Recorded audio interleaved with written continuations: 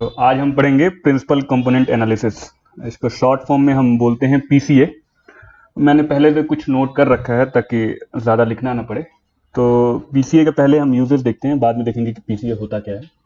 तो पहला इसका यूज है डायमेंशनलिटी रिडक्शन। एक्चुअली अगर डायमेंशनलिटी अगर बढ़ा रहा, मतलब अगर डेटा का एक सैंपल का साइज बहुत बढ़ा रहा, तो उसे प्रोसेस करने में हमारे पास बहुत ज़्यादा स्टोरेज चाहिए और बहुत ज़्यादा कंप्यूटेशन पावर चाहिए। तो उसको कम करने के लिए हम ये तरीका यूज करते हैं, पीसीए।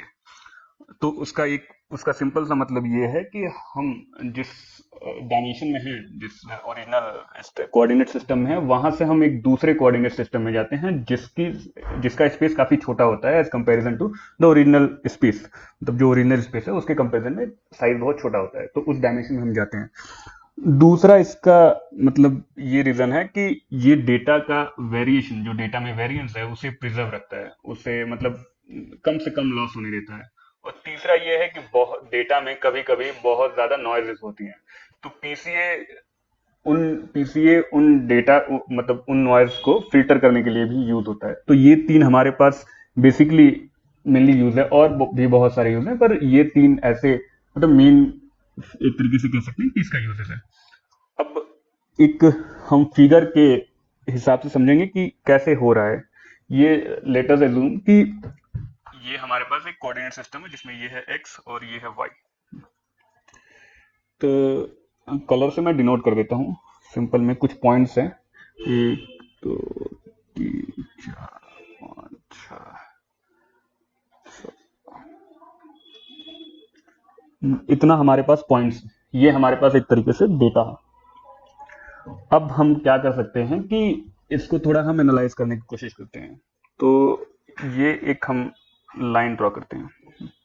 सिंपल में अभी एज्यूम करो ऐसे एक सिंपल लाइन है, स्ट्रेट लाइन है। अब इस पे अगर हम एक्स और वाई कोऑर्डिनेट में हर पॉइंट को हम कुछ एक्स वाई वैल्यू से रिप्रेजेंट कर सकते हैं अभी फिलहाल। लेकिन अब इसमें जो वेरिएशन होगा डेटा का, वो होगा लगभग इतना। ये होगा एक साइड पे, और अगर ये हम इसको हम एज्यूम करते हैं, और ये होगा हमारा दूसरे साइड पे, तो इतना ही हमारे पास वेरिएशन ये है 2 फिलहाल जो हमने डेटा बनाया है। और ये वेरिएशन 1, ये जो जो हमने बनाया है, ये हमारे पास नया कोऑर्डिनेट सिस्टम है कुछ वाई डैश और एक्स डैश। तो अगर हम एक्स डैश और वाई डैश को वेरिएबल अगर अपना कोऑर्डिनेट सिस्टम माने, तो उसमें अगर हम जो वेरिएशन 2 है अगर उसको इग्नोर करें, तो हमारे पास जो मेनली बड़ा वेरिएशन है वो कैप्चर हो जा रहा है। तो हम लोग उसको कुछ x1 x2 x3 ऐसे डेटा से रिप्रेजेंट कर सकते हैं।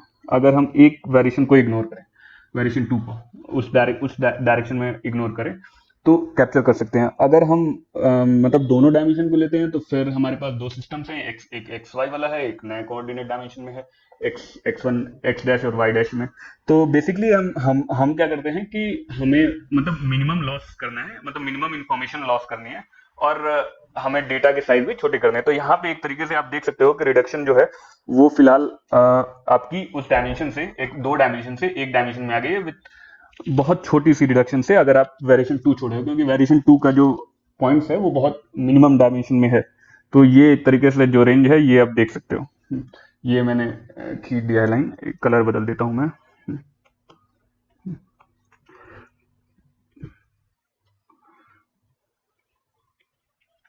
ये जो ब्लू कलर वाली लाइन है, वो मिनिमम वेरिएशन वाली डायरेक्शन को रिप्रेजेंट कर रही है। तो अगर ये हम लूज कर देते हैं छोटी सी इंफॉर्मेशन, तो हमारे पास जो डायमेंशन की साइज है वो पूरी रिड्यूस हो जा रही है। तो ये एक तरीके से हम एक नए coordinate system X dash Y dash में है, जहां आप वाई डैश को अगर इग्नोर करो, तो फिलहाल एक्स डैश में हम काफी हद तक वेरिएशन को कैप्चर कर ले रहे हैं। छोटी सी वेरिएशन वैल्यू को अगर लूज भी कर दे रहे हैं, तो भी हम साइज में रिड्यूस कर सकते हैं। अगर आप ये सोचो कि यहाँ पे दो डायमेंशन है जहां बहुत ज्यादा डायमेंशन होगी, तो वहां पे अगर ये ऐसे रिडक्शन होता है जहां 100 डायमेंशन है, 100 डायमेंशन को अगर आप 10 डायमेंशन में रिड्यूस कर रहे हो, तो कितने ज्यादा आप रिडक्शन कर सकते हो। तो एक तो ये सिंपल एग्जांपल है, फिगर थोड़ा कॉम्प्लेक्स हो गया है, पर मैं चाह रहा था कि आप लोगों को अच्छे से समझा पाऊँ। अब अब आप बात करते हैं पीसीए होता क्या है। पीसीए मतलब थोड़ा सा मैंने आपको आइडिया दे दिया, इंट्यूशन दे दिया कि पीसीए आखिर कर क्या रहा है। तो पीसीए जनरली मतलब निकालते कैसे हैं, पीसीए का मेन फॉर्म क्या है एक्चुअली। तो पीसीए जो है ये वेरिएशंस को अपने पास प्रिजर्व रखता है और हमें एक नया डायमेंशन देता है, जिसको आप एक काम कह सकते हैं आप लोग कि x1 x2 x3 अगर ये n डायमेंशन में है तो इसको हम रिड्यूस कर देते हैं p1 p2 p3 pk dimension में, जहां k जो है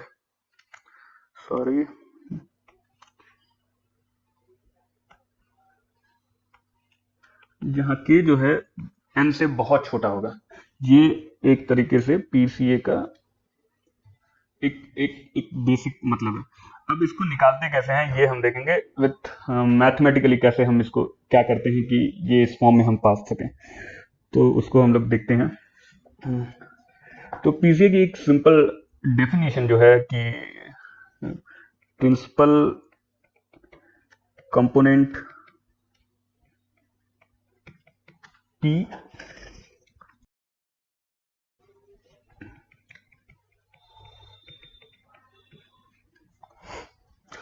तो ये डेफिनेशन मैंने लिख दिया है। डेफिनेशन में सिंपल ये है कि अगर प्रिंसिपल कंपोनेंट P है, P एक्सेस अगर हम सेलेक्ट कर रहे हैं तो उसमें होता क्या है कि वेरिएंस अंडर प्रोजेक्शन, मतलब अगर आप सिंपल में डेटा को किसी दूसरे कोऑर्डिनेट सिस्टम पे प्रोजेक्ट कर रहे हैं तो उसमें उसका वेरिएंस जो है मैक्सिमम रिटेन्ड हो सके। ये सिंपल में एक प्रिंसिपल कंपोनेंट एनालिसिस का एक आइडिया है सिंपल। तो इसमें अब हम आगे थोड़ा सा और बढ़ते हैं। इसको करते क्या, प्रोजेक्शन कैसे लिखते हैं। Projection of x on p p1, मान लेते हैं अभी हमारे पास केवल एक डायमेंशन है p1 और प्रिंसिपल कंपोनेंट एनालिसिस का। तो प्रिंसिपल कंपोनेंट p1 है फिलहाल, तो अगर हम इसको देखें तो ये फिलहाल हो जाएगा xp। ये हमारा अभी प्रोजेक्शन है, इसको एज ए डॉट प्रोडक्ट भी दिखा सकते हैं, लेकिन अभी हमारे पास ये है एक तरीके से।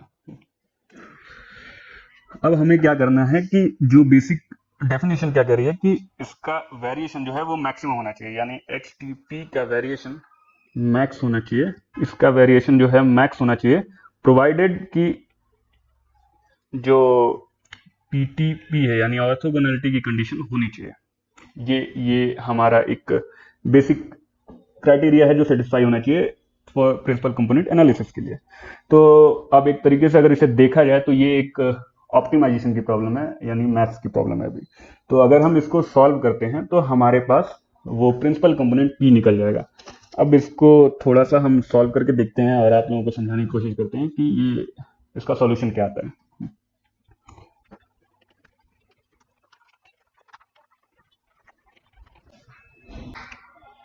तो मैंने आप लोगों को डिफिनीशन बता दी। अब डिफिनीशन के हिसाब से पहले ये भी बता दिया था कि x को अगर p पे प्रोजेक्ट करते हैं तो मैक्सिमम वेरिएंस हमारे पास रिटेन्ड होना चाहिए। अब इसका मैथमेटिकली लिखने का एक तरीका ये है कि वेरिएंस को हम वेरिएंस को लिखते कैसे हैं, तो ये मैंने लिखा है। इसका मतलब ये है कि सिंपल में इन दोनों का डॉट प्रोडक्ट होना चाहिए, वो मैक्सिमम होना चाहिए, मतलब XTP का अपने एक साथ जो एक तरीके से डॉट प्रोडक्ट मैक्सिमम होना चाहिए। वो जब हमने लिखा तो उसका एक तरीके से जो फॉर्म आया ये आया PT XTX P। जो XTX है, X है वो तो डेटा है, तो यहाँ पे XTX को अगर हम S एज्यूम करते हैं तो अब हमारा जो प्रॉब्लम है वो बन गया है PTSP, और कंडीशन तो आप लोगों को पता ही है कि PTP is equal to I।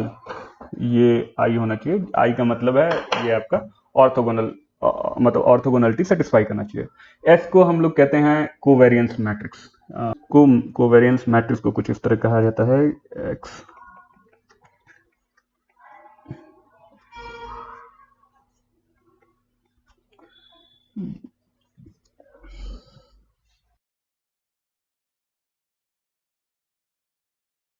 तो कोवेरियंस मैट्रिक्स कुछ इस टाइप की होती है जिसमें जो डायगोनल होता है वो जनरली वेरिएंस को रिप्रेजेंट करता है और जो ऑफ डायगोनल एलिमेंट्स होते हैं वो कोवेरियंस को रिप्रेजेंट करते हैं। तो हमें जो पीसीए बनाना है उसमें ये डायगोनल वाले एलिमेंट, मतलब जो कोवेरियंस है, जो वेरिएंस है वो मैक्सिमम रिटेन हो सके और कोवेरियंस जीरो हो सके। तो इस वजह से हम ऑर्थोगोनैलिटी वाली कंडीशन जो PTP वाली है वो यूज करते हैं, इज इक्वल टू I। और अगर उसमें किसी जैसे P1 का अगर P2 से डॉट प्रोडक्ट लेते हैं तो वो जीरो आना चाहिए, मतलब ये बेसिक ऑर्थोगोनैलिटी की कंडीशन है। अब हम ऊपर वाले जो प्रॉब्लम था, ये जो सिंपल हमारी PTSP PTP is equal to I ये जो बनी है, इसका हमें सॉल्यूशन निकालना है। यही हमारा पीसीए का तरीका है, यही हमारा पीसीए। अब इसको निकालने के लिए हम जो फॉर्म यूज करते हैं उसे कहते हैं लैग्रांजियन मल्टीप्लायर्स। कैसे करते हैं इसको, हमारे पास p फाइंड करना है और एक हम वेरिएबल इंट्रोड्यूस करते हैं, लैम्डा या कांस्टेंट कह लो। इसमें क्या होता है कि इसको लिखने का जो तरीका है वो है PTSP माइनस लैम्डा, जो कंडीशन है I माइनस PTP। ये हमारी प्रॉब्लम है और इसका हमें सॉल्यूशन निकालना है। तो इसको हम डिफरेंशिएट करते हैं या फिर ग्रेडियंट निकालते हैं L का। वो क्या आएगा, 2SP minus lambda 2P is equal to 0। इसको जीरो करते हैं तो हमें P के फॉर्म में एक सॉल्यूशन निकल जाएगा, S minus lambda P is equal to 0। और सिंपल में देखा जाए तो ये किस चीज का फॉर्म है, आइगन वैल्यू आइगन वेक्टर्स। ये किसी और वीडियो में हमने मेंशन किया है, आप वहां से देख लीजिए। ये बेसिक थिंग है लीनियर अलजेब्रा का। इसमें क्या करते हैं कि जो मैट्रिक्स होती है अगर वो किसी वेक्टर से मल्टीप्लाई होती है तो उस वेक्टर को उस किसी डायरेक्शन में इंक्रीज या डिक्रीज कर देती है, तो वो कितना वैल्यू से वो कंट्रैक्ट या एक्सपेंड हो रहा है, तो उस वैल्यू को कहते हैं आइगन वैल्यू। और वो वेक्टर जो होता है वो होता है आइगन वेक्टर। सारे वेक्टर्स ये काम नहीं करते हैं, केवल स्पेसिफिक वेक्टर्स होते हैं जिन्हें हम आइगन वेक्टर्स कहते हैं, और जितने वैल्यू से वो एक्सपांड या कॉन्ट्रैक्ट होते हैं उस वैल्यू को कहते हैं आइगन वैल्यू। तो ये है, तो इसमें जो सॉल्यूशन हमें मिला, lambda is equal to, lambda जो है वो आइगन वैल्यू है, लैम्डा जो है वो आइगन वैल्यू है और पी जो है वो आइगन वेक्टर है। अब हमें क्या करना था कि मैक्सिमम करना था ये value P S T P, ये थोड़ा सा मिस्टेक लिख दिया मैंने, पी टी एस पी, ये मैक्स करना था। ये मैक्स करने के तरीके देखते हैं। अब हमारे पास क्या हुआ, एस माइनस लैम्डा पी, अगर हम इसमें पी टी का multiply is equal to 0, P T P, ये हो गया हमारा I lambda minus P T P S. अब यहां से अगर हम देखा जाए तो ये वैल्यू तो 0 होगा, लेकिन ये अब लैम्डा आई की वैल्यू मैक्सिमम कब होगी, यानी लैम्डा आई की जो वैल्यू है वो पी टी एस पी के बराबर है। ये वैल्यू मैक्सिमम कब होगी, जब लैम्डा की value P T S P के बराबर होगी। यानी ये सिंपल में कहना क्या चाह रहा है कि लैम्डा की जो मैक्सिमम वैल्यू होगी वो पी टी एस पी के बराबर होगी, और एस जो है वो हमारा कोवेरियंस मैट्रिक्स है। और एस में क्या है कि कोवेरियंस में हमने देखा जो वेरिएंस मैक्सिमम होगा उसे हम लोग को लेना है। तो एक बेसिक रूल भी है लीनियर अलजेब्रा का जिसमें कहता है कि जो मैक्सिमम वैल्यू वेरिएंस की है, अगर हम उस आइगन वेक्टर से इस तरीके से लिखते हैं, इसको हम लोग डायगोनलाइजेशन भी कहते हैं, तो हमें जो है उसके आइगन वैल्यूज मिलते हैं। तो लैम्डा की वैल्यू जो है वो मैक्सिमम आइगन वैल्यू के बराबर होगी, यानी हम लोग वो कंपोनेंट वो वेक्टर्स लेंगे जिनकी जो मैक्सिमम आइगन वैल्यू के रिस्पेक्ट में है, मतलब जिनकी मैक्सिमम आइगन वैल्यू से जिनकी वैल्यू डिफाइन हो, जो वेक्टर निकले हैं वो हमारा होगा प्रिंसिपल कंपोनेंट। अब एक से ज्यादा प्रिंसिपल कंपोनेंट भी होंगे, ऐसा तो है नहीं कि एक ही प्रिंसिपल कंपोनेंट होगा। तो उस केस में हम क्या करेंगे कि अब हम ये जो है ये प्रिंसिपल कंपोनेंट 1 मान लेंगे। अब सबसे बड़ी वैल्यू तो आपने निकाल ली, तो अब दूसरी वैल्यू भी ये होगी हमारे सबसे बड़ी वैल्यू। अगर हम एस के वेरिएंस को अरेंज करें तो हो सकता है कि कुछ इस टाइप का होगा, लैम्डा 1, लैम्डा 2, लैम्डा 3, लैम्डा 4। हम बेसिकली वेरिएंस को कंसीडर कर रहे हैं, तो लैम्डा 1 की वैल्यू सबसे बड़ी होगी, लैम्डा 2 की वैल्यू उससे छोटी होगी, एक अरेंज फॉर्म में लिख देंगे, लैम्डा 3 की वैल्यू उससे छोटी होगी, ऐसे एक अरेंज फॉर्म में लिख देंगे। और उसमें क्या है कि जो अब हमने यहां से निकाला कि p की वैल्यू जो है, या p को आप simple p is equal to current अब p1 कह लीजिए क्योंकि ये प्रिंसिपल कंपोनेंट 1 है। अब p1 के रिस्पेक्ट में आपने लैम्डा 1 के मैंने यानी जिस साइड मैक्सिमम एक्सपेंशन हो रहा है आप उसको यूज कर लिया, ठीक। अब यहां से P1 आपको निकल गया, अब आपको फिर P2 भी निकालना है क्योंकि आपको तो सारे वेरिएशन कैप्चर करने हैं। तो अब आप क्या करेंगे कि अब आप जो लार्जेस्ट आइगन वैल्यू है उसको छोड़ देंगे, अब उसकी जगह आप उससे थोड़ा सा छोटा, मतलब उससे जस्ट जो नीचे है या उसके बराबर कोई दूसरा है तो उसको यूज करेंगे, मतलब इस टाइप का। तो अब हमें दूसरा एक p is equal to P2 मिल जाएगा, यानी जो कंडीशन क्या है, लैम्डा 1 की वैल्यू ग्रेटर है लैम्डा 2 से, ग्रेटर है लैम्डा 3 से, इस तरह ये चेन लैम्डा n तक चलती रहेगी। ये n क्रॉस n है। इसको हम लोग कहते हैं प्रिंसिपल कंपोनेंट एनालिसिस। बेसिकली हम s को डिकम्पोज कर रहे हैं, s को डिकम्पोज कर रहे हैं u लैम्डा, और या फिर लैम्डा को जगह v कर लो या जो स्टैंडर्ड नोटेशन होता है म्यू, और ये हो गया यू, ये इसको हम लोग कहते हैं आइगन वैल्यू डिकम्पोजिशन। तो इस फॉर्म में हम डिकम्पोज कर रहे हैं कुछ बेसिक तरीके लगा के, और कंडीशन ये है कि हमें मैक्सिमम वेरिएंस कैप्चर करना है। तो इतना होने के बाद अब हमें कितना हो गया, अब हमें n डायमेंशन मिल गए या k डायमेंशन मिल गए, जितना आइगन वैल्यूज मिलते हैं उतने डायमेंशन के हमारे वेक्टर्स यानी प्रिंसिपल कंपोनेंट मिल गए। अब रूल क्या है, अब ऐसे तो वैल्यू जो साइज है वो डिक्रीज होती नहीं है, तो अगर हम ध्यान से थोड़ा सा लैम्डा की वैल्यू जज करेंगे तो लैम्डा की वैल्यू में ये होगा कि कुछ k वैल्यूज होंगी जिनके लैम्डा जो होंगे वो सिग्निफिकेंट होंगे, बाकी सबके लैम्डा बहुत कम होंगे, बहुत मिनिमम होंगे, मतलब अप्रोक्सीमेटली जीरो के ही बराबर होंगे। तो उस केस में क्या करेंगे, हम उनके सिग्निफिकेंट वेक्टर्स को ही ले लेंगे, बाकी सबको डिस्कार्ड कर देंगे। तो इस तरीके से अगर k बहुत छोटा हुआ, मान लो आपने n की वैल्यू लिया 1000 और k की वैल्यू अगर 15 या 10 में ही काम चल जा रहा है, तो वैसे चीजों तो हमारी साइज कितनी रिड्यूस हो जाएगी।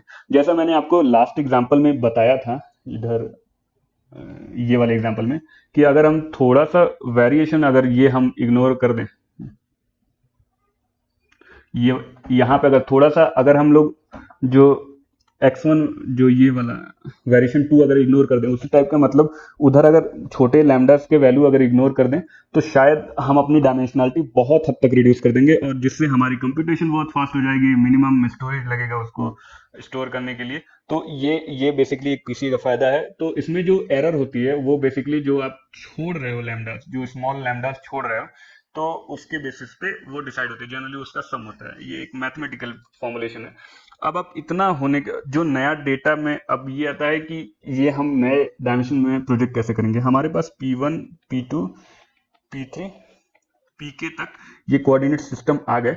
अब हमें इसमें क्या है कि नया, अब हमें x1 dash, x2 dash, xk dash निकालना है। ये चीजें हमें निकालनी है। अब इसको निकालने का एक तरीका ये है कि x1 जो होगा वो जैसे हमने पीछे बताया था प्रिंसिपल कंपोनेंट में जो डेफिनेशन थी उसके हिसाब से आपको x को p पे प्रोजेक्ट करना है। डॉट प्रोडक्ट ले लो आप, p पे इस तरीके से आप प्रोजेक्ट कर सकते हो, तो जो x1 होगी वो उस पे वैल्यू होगी। इस तरीके से हम x1 x2 x3 सब निकाल लेंगे, तो हमारी वैल्यू जो होगी वो एक मिनिमम डायमेंशन में रिप्रेजेंट की जा सके, और काफी स्पेसिफिक, मतलब लोअर डायमेंशन में आप इसको रिप्रेजेंट कर सकते हो, प्लॉट कर सकते हो, जो काम करना है वो सब कर सकते हो। आप देख सकते हो कि कौन सी वैल्यू कितनी पास है, कौन सी वैल्यू कितनी दूर है। अब थोड़ा सा कुछ इसके और बातें कर लेते हैं। ये जो यूज कैसे करते हैं इसका ये दिखाते हैं। मान लो आपको क्लासिफिकेशन करना है, पहले आपका डेटा था x1 x2 xn, ठीक। अब उसको आपने रिड्यूस कर दिया PCA से, ये हो गया x1 dash, x2 dash, xk dash, ठीक। अगर आप इस पे रिग्रेशन लगाते हो या क्लासिफिकेशन लगाते हो या सिंपल रैंडम फॉरेस्ट लगाते हो, तो आप इस नए वाले डेटा पे लगा के उसके करस्पॉन्डिंग जो भी वैल्यू, अगर ट्रेनिंग कर रहे हो या कुछ भी कर रहे हो, या फिर मतलब लॉजिस्टिक रिग्रेशन या लीनियर रिग्रेशन कर रहे हो, तो वो आप कर सकते हो। तो घाटा ये है कि अगर डेटा में वेरिएशन नहीं है, मतलब अगर डेटा इंडिपेंडेंट है बहुत ज़्यादा, तो ये हमारे कोई काम का नहीं है, मतलब पीसीए इफेक्टिव नहीं है। डेटा बहुत कॉम्प्लेक्स मैनिफोल्ड में है तो भी दिक्कत है। हम लोग बेसिकली एज्यूम करते हैं कि डेटा जो है वो किसी लीनियर फॉर्म, मतलब लीनियरली है डायमेंशन में। मतलब अगर हम ये एज्यूम करते हैं कि डेटा को एक लोअर लीनियर डायमेंशन में हम रिप्रेजेंट कर सकते हैं, पर रियलिटी में ऐसा नहीं होता। इसीलिए ये जो हम थोड़ा अप्रोक्सीमेशन कर रहे हैं कि केवल के वैल्यूज ले रहे हैं और बाकी सबको डिस्कार्ड कर रहे हैं, तो ये थोड़ा सा लॉस हमें इन्फॉर्मेशन का झेलना पड़ता है। बट उसके अलावा ये बहुत इफेक्टिव है, काफ़ी हद तक इंडस्ट्री में इसका यूज़ किया जाता है। और बेसिकली थोड़ा सा अगर इसके पीछे मैथ आदमी जान जाए तो ये काफ़ी मतलब इजीली और भी बहुत जगह लग सकता है। जैसे सेंटेंस क्लासिफिकेशन में करना है तो वहाँ पे लग सकता है, डेटा बहुत स्पार्स होता है तो डायमेंशन बहुत ज़्यादा बढ़ जाती है। मतलब आप वोकैब की साइज सोचो तो वोकैब की साइज कितनी कितने वर्ड्स होते हैं आप डिक्शनरी में देख लो। तो उतना ज़्यादा डेटा को प्रोसेस करना, मतलब अब आप स्टोर करके रखना और उस पर फिर क्लासिफिकेशन या जो भी लगाना डायरेक्ट, बहुत मुश्किल जॉब है। मतलब कंप्यूटेशनली बहुत एक्सपेंसिव है। तो उसको आप एक काम कर सकते हो, छोटे डायमेंशन में रिप्रेजेंट करके पीसीए के थ्रू, और उसके बाद आप कुछ भी यूज़ कर सकते हो। तो वहाँ पे आपको बहुत इजीली और काफ़ी छोटे, इवन लैपटॉप्स पे भी वो चीज़ें हो सकती है। अब थोड़ा सा इसकी बहुत सारी लाइब्रेरीज भी आती हैं। तो एक मैंने इसे दिखाने के लिए एक लाइब्रेरी ले रखी है। ये लाइब्रेरी है आपकी मतलब एस्किलन की, जो बेसिकली नमपाई यूज करती है। तो हमारे पास एक 2 डायमेंशन वेक्टर है जो मतलब इसमें ये सैंपल पॉइंट्स दिए गए हैं, उस पर हमने पीसीए लगाया। पीसीए में जो वैल्यू दी उसमें n कंपोनेंट्स है। आप भी एस्केलन पे जाके उसके देख सकते हो, और भी बहुत सारे हैं, मैंने खोल के रखा है। तो उस पे भी बहुत सारे हैं, जैसे n कंपोनेंट्स हो गया, फिर सॉल्वर कौन सा लेना है, फिर मतलब बाकी ये किस मेथड से निकालता है, क्या क्या करता है, वो सब भी इसमें मेंशन है, आप भी जाके पढ़ सकते हो उसमें। तो ये है यहाँ पे। तो अगर हम नंबर ऑफ कंपोनेंट्स अगर 2 कर रहे हैं तो उसमें हमको 2 कंपोनेंट मिल रहे हैं, मतलब एक्स डैश वाई डैश ये मिल रहा है। लेकिन अगर हम लोग प्रिंसिपल कंपोनेंट अगर n component is equals to 1 कर रहे हैं तो हमें केवल एक डायमेंशन ही मिल रहा है। तो इस तरीके से हम शो कर सकते हैं। अगर ये शायद डेटा मैंने बड़ा लिया होता, मैंने अभी तो यहीं से उठाया, पर डेटा अगर बड़ा लेते तो वो भी आपको दिखा सकते थे कि कितना है। अगले मतलब प्लॉट करके भी मैं जरूर दिखाऊंगा कभी कि एरर कैसे रिड्यूस होती है और कैसे ये नंबर ऑफ कंपोनेंट सेलेक्ट किया जाता है। मतलब अगर 100 है तो कितना नंबर ऑफ कंपोनेंट बेस्ट होता है, वो बेसिकली आपको एम्पिरिकली सेलेक्ट करना पड़ता है। वो कैसे सेलेक्ट करते हैं ये मैं आपको आने वाली कुछ वीडियोस में दिखाऊंगा। आपके जो भी डाउट्स हों वो कमेंट में ज़रूर पूछें, और उसके अलावा फॉलो करें, लाइक करें, सब्सक्राइब करें। Thank you.